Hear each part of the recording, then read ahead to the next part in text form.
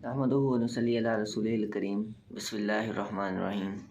अस्सलामु अलैकुम वरहमतुल्लाहि वबरकातुहू। उम्मीद है आप सब बखैर वाफ़ियत होंगे। आज का मेरा मौजू आपसे बात करने का कि अल्लाह ताला तौबा को किस तरह कबूल करता है। मतलब तौबा के अल्लाह ताला फरमाता है कि अगर तुम इस ज़मीन को या इस ज़मीन के ऊपर आसमान जितने भी गुनाह कर लो और सच्चे दिल से एक दफ़ा तौबा कर लो तो मैं तुम्हारे सारे गुनाह माफ़ कर दूंगा। और फिर अल्लाह ताला इस तरह गुनाह माफ़ करता है जैसे कि बच्चा अभी सिर्फ पैदा हुआ हो माँ की कोख से, तो उस टाइम उसके ऊपर कोई गुनाह नहीं होता, इसी तरह बंदा साफ मतलब गुनाहों से पाक हो जाता है।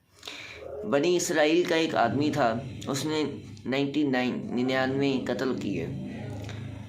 अब वो एक तौबा करना चाहता था, तो उस वक़्त के अपने शहर के एक आलिम के पास गया।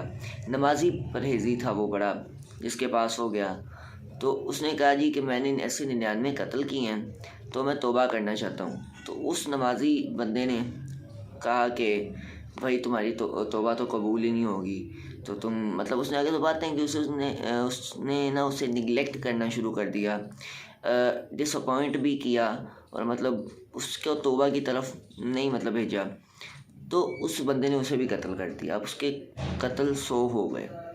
वो एक आलिम के पास गया, उस वक़्त जो आलिम था उसने उससे पूछा कि भाई इस तरह मेरे 100 कत्ल हो गए हैं, तो अब मैं तौबा करना चाहता हूँ। तो इस फ़लाँ बंदे ने मतलब मुझे इस तरह का बात की।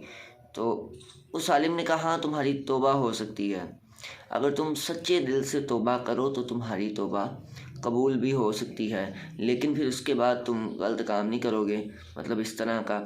तो उन बाबा जी ने या उन आलिम ने उनसे कहा कि तुम इस शहर में ना रहो, ये शहर ख़राब है, तो तुम दूसरे शहर चले जाओ। उसने अपनी माँ से इजाज़त ली। उसने कहा माँ मैं ज़रा अपने रब को राज़ी कराऊँ, अगर मेरा अल्लाह मुझसे राज़ी हो गया तो फिर ठीक है, फिर मैं मतलब वापस आ जाऊँगा, नहीं तो फिर तौबा करूँगा, मैं दूसरे शहर जा रहा हूँ। अभी दूसरे शहर की तरफ गया है तो उसको मौत आ गई। अच्छा मौत आई तो घिरा किस तरह कि ये हाथ ऐसे सीधे और टांगे पीछे उल्टा गिर गया। तो अल्लाह ताला ने ये बात हम तक पहुंचाने के लिए 2 फरिश्ते भेजे।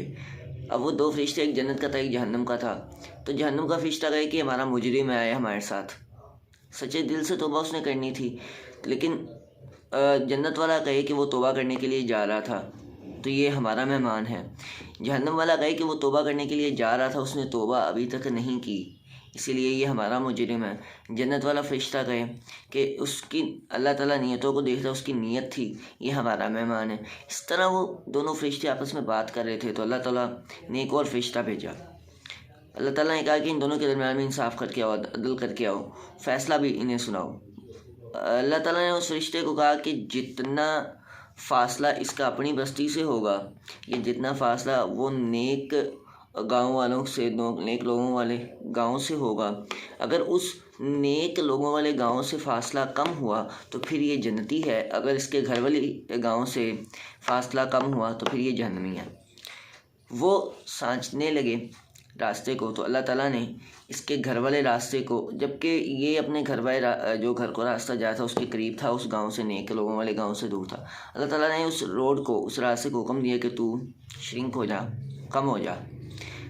घर वाला रास्ता लंबा हो गया और वो नेक लोगों वाला रास्ता कम हो गया। इसी तरह वो आदमी जन्नत में चला गया और अल्लाह ताला ने कहा कि हमारे जन्नत का मेहमान है, नीयत थी। तो इसी तरह अब देखें कि अल्लाह ताला ने तौबा कबूल की, वो सिर्फ उसने अभी तौबा की नहीं, उसकी दिल की नीयत बन गई कि भाई मैंने तौबा करनी है, तो अल्लाह ताला ने उसकी तौबा भी कबूल कर ली। तो अल्लाह ताला तौबा कबूल करता है, ज़रूर करता है।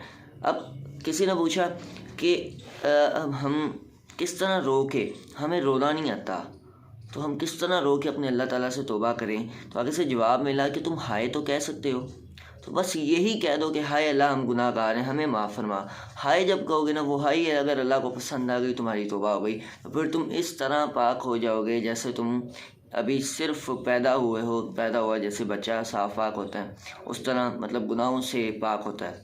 تو دیکھیں اللہ تعالیٰ ہر طرح توبہ قبول کرتا ہے، اسی طریقے سے ہم سب کو بھی چاہیے کہ اگر ہم سے گناہ ہو بیٹھا ہے، ہم دنیاوی کاموں میں آ کر اپنے رب کو بھول بیٹھے ہیں، گانے سن بیٹھے ہیں، کیونکہ ہوتا ہے آج کل اس طرح کہ آپ چاہے جتنے بھی مطلب اس طرف راغب ہیں، اگر آپ کے کوئی دوست ہیں یا آپ کسی فیملی ٹرپ کے ساتھ ہیں تو آپ گانے سن لیتے ہیں، تو اول تو کوشش کریں کہ آپ اس طرح کا کچھ نہ کریں۔